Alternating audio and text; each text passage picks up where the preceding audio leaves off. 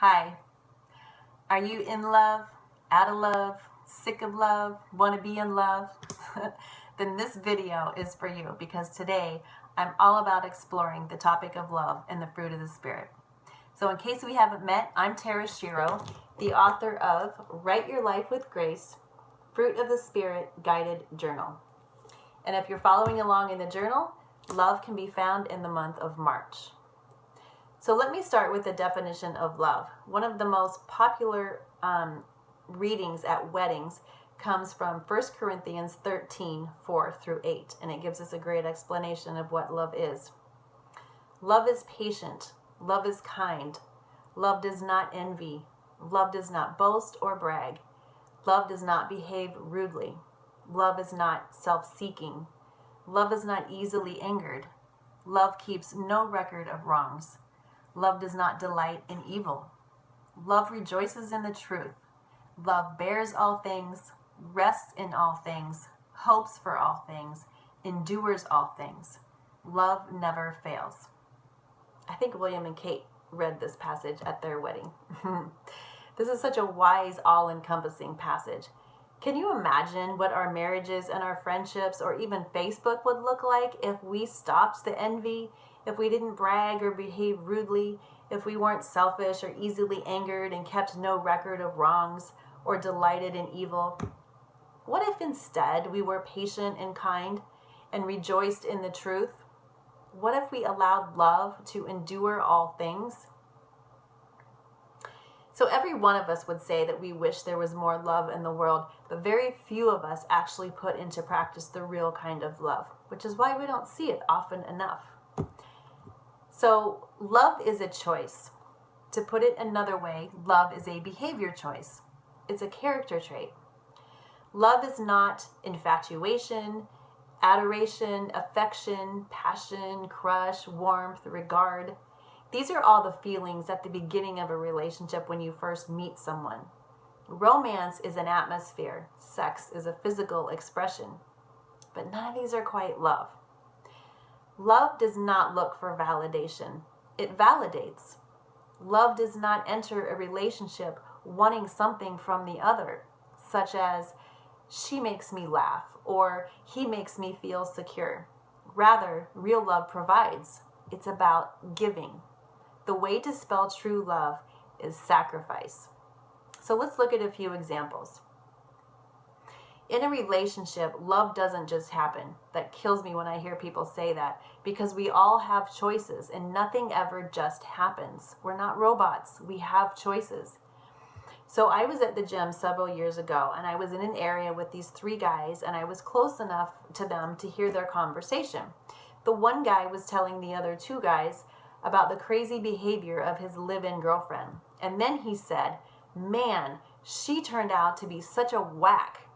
Now, at that point, I giggled, which caught their attention, and then I couldn't help myself. I had to chime in. I said to this guy, "Nobody turns out to be a whack. She was already crazy, and you just didn't see it because you were more concerned with sleeping with her." After a couple of beats of surprise, the three of them burst into laughter and said that I was right. So we could save ourselves a boatload of drama if we understood that love is something that we do for other people. Love is an act of service by pouring into a person's soul. So here's another example. This is something that I heard on the radio one day years ago on Focus on the Family. So the show host was explaining the kind of love that does not end in divorce. Now this is kind of a long explanation, so bear with me, but this is what he said. He said, most of the time when two people come together, it's because of what that person does for me. So we'll say things like, he makes me feel financially secure, or she makes me laugh, or he treats me like a queen, or she provides a good home. But eventually, he or she is not going to be able to provide what it is you need to feel good about yourself or the relationship, because they may lose their job, or they might have to take care of an ailing parent, or maybe they get sick themselves.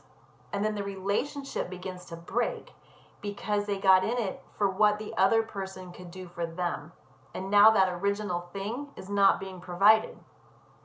So the right way, the healthy way, he went on to say, to get into a relationship is to be so completely full within yourself, within your relationship with God, that you are overflowing, that your heart and your soul is actually overflowing, and you want to pour all of your outflow into another person. You want to share your outflow with somebody. So it's the difference between needing and serving. When you get into a relationship, when you're needy or when you're lonely, that is the worst way to get into a relationship because it never works. So it's the difference between needing and serving. And when each person is secure in who they are and has the goal of pouring into each other and serving each other, that's when the magic happens and a long legacy of a healthy marriage occurs. I love that explanation. I have never forgotten it, and I don't think that I ever will. It's a good goal, right? It's a lofty goal, but it's a good goal. So number 2, let's talk about love out in public. So how do you treat the waiters and the waitresses? Are you patient and kind, or are you demanding as soon as you walk in the door? Do you complain if your food is cold, or whatever else, if they're slow? How do you treat the janitors or the gardeners? Do you know their name? Do you say hello to them? Do you offer them a bottle of water? How do you treat people on social media? Maybe you shouldn't answer. Do you bash groups of people who don't share your opinion? Do you leave comments on posts that people that you don't even know, on celebrities, and you critique them on what they're wearing or they're behaving, and you're like, oh, I'm just doing it in love? Do you seek to understand, or do you seek to condemn? How do you treat people when you're driving? Do you cut people off? Do you honk your horn if they're too slow? I'm a little bit of an impatient driver. How do you act when you enter a room full of people? Do you have an attitude of, here I am, notice me, by immediately talking about yourself? Or do you enter a room with love, with an attitude of, there you are, let me hear about you, let me serve you? Listen, if we want more love in the world, it starts here. I have to change, you have to change. Every time I point the finger, like it's somebody else's fault that our society is the way that it is, there are 4 fingers pointing back at me, right? We have to take more responsibility for our behavior. That's the only way that things are going to change. Number 3, love rejoices in the truth. It protects, it trusts, it hopes, and perseveres. Truth is discovered over time. Trust is built over time. Protection means that there are healthy boundaries to adhere to. Too often, we just jump into a relationship before these components are put in place. We move way too fast and assume the relationship is more than what it is. That's when the drama and the chaos begin.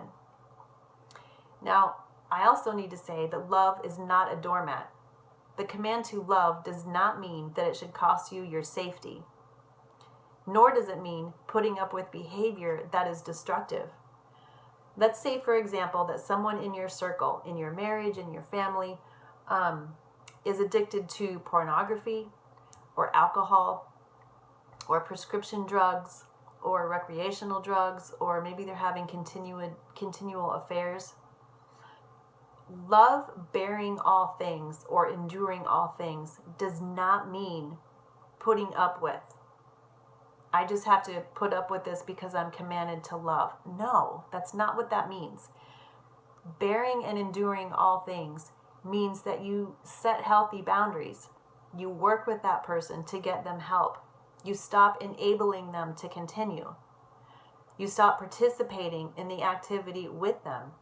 You allow them to have their natural consequences. Love doesn't walk away, but it also doesn't get sucked into the chaos either. Negging also does not work.